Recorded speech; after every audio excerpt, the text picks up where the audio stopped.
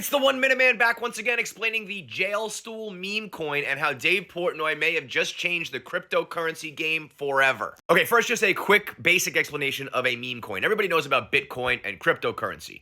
But anybody in the world can just hop on a crypto exchange and create a crypto coin, and it's usually based on some sort of meme. These coins don't have any inherent value or do anything, but you create an exchange, and if enough people buy and sell it, it can become an actual investment. And more often than not, these coins are based on internet memes because that means a lot of people are talking about it, which means it goes viral, which means the exposure hopefully makes the price of the coin go up. But in cases like this, sometimes the coin can be worth fractions of a penny, and it doesn't matter because as long as people are buying and selling it and there's volatility, you can make money. Now, anybody can create a meme coin, but what happened is a lot of celebrities started making them because they obviously have a lot of influence and tell all their fans to buy it, and they can make money very quickly. This is what happened to Haktua. She and all of her insiders on her team owned the vast majority of the Haktua coin. They put it out, it spikes, they sell it immediately, and it crashes, and everybody loses their money except for the insiders who get all the cash. It's called a pump and dump. You talk about it, you pump it up, you dump all the money. Now, up until this point, everybody who's ever done a meme coin has been in it to scam people and make a quick buck. But what if there was somebody who was so goddamn rich because of his deal with the devil that if he got involved in a meme coin, he didn't need to sell it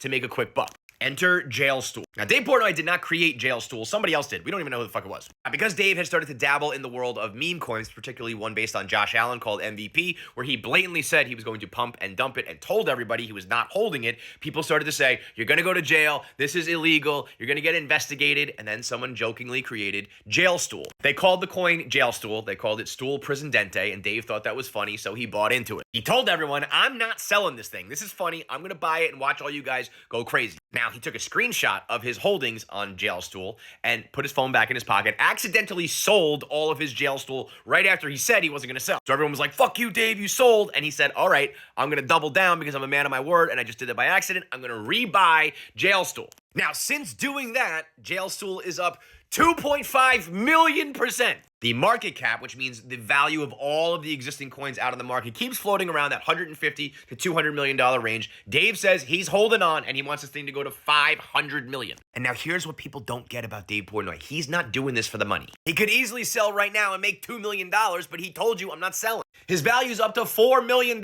He ain't selling. Because of two main things that people still don't realize about Dave Portnoy and all of Barstool Sports. Number one, he's doing this out of ego. Dave likes making money, but what he really likes is that he can make the money if he wants to. The fact that he has the power and the influence to just make money is what drives him. And Dave being the only person ever to not rug pull is more valuable to him than the money he could make if he rug pulled. And because Dave is not selling, it's now growing and growing. People like this guy was able to take 70 grand and turn it into 1.2 million because this thing is ripping to the goddamn moon. And number two, in part one of my video, I explained what Jailstool is. It's a cryptocurrency meme coin that was created to make fun of Dave Portnoy, but once he invested in it, it went up 3 million%. And despite the fact that Dave could sell right now for $4 million, he's decided to hold on to it and take it to the moon so everybody can invest in it and get rich. He's basically the first person with any influence in the history of the cryptocurrency game to not rug pull and not scam people for short-term money because he has a long-term goal. And there's two main reasons why that's happening. Number one is because of his ego. Number two, Dave Portnoy is fully fueled by spite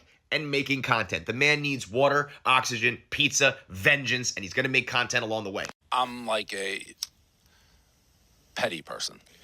The champagne bottles? Champagne bottles, yeah. I became, that's something. So I have champagne bottles engraved with the top of the list enemies of mine.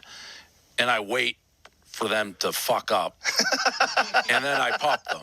So when there's a bunch of crypto bros out there who are saying that they're smarter than Dave, and he doesn't know what he's doing, and that Dave is a scammer, well, now he's in spite mode. Now we get Grudgman Dave. He'll hold on to this thing if it makes $50 million for him because A, he's super rich, and B, he wants to stick it to the crybabies. What people don't realize is that this has been happening in one form or another forever. From this Dave down to this Dave, there have been people telling him that he's not going to make it, that the blog's going to fail, that this is never going to work, and every step of the way, he's proved every single person wrong. Whether it was old school journalists telling us that the blog was never going to work, or businessmen saying our business model would never work, or you can't win at the gambling game, or people who said that Dave can't invest and make money, and now the latest, the crypto bros saying you don't know what you're doing. Every step of the way, they've all been proven wrong, and there is a graveyard of dead bodies and empty champagne bottles to prove it. And the reason why everything works every single time is because we have a 20-year track record of doing exactly what we're going to say. Dave and everyone at Barstool. The goal, of course, for everyone is to make money, but money money happens to be a byproduct of everyone at Barstool's work because we're all addicted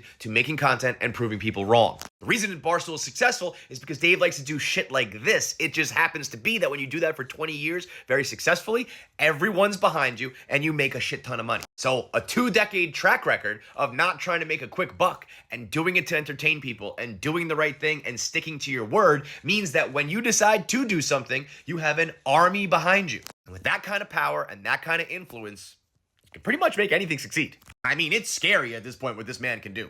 Whether it's financial, whether it's cultural, political. I mean, the only thing stopping this dude from being president is that he doesn't want to be. He just simply has too much of a resume, too much clout, and too much of a reputation to fail. When he says he's going to do something, he does it. So when he says it's going to 500 million, it's going to 500 million. And by the way, that's not just like a prediction or a gut feeling. We're talking about a man who has made a deal with the goddamn devil.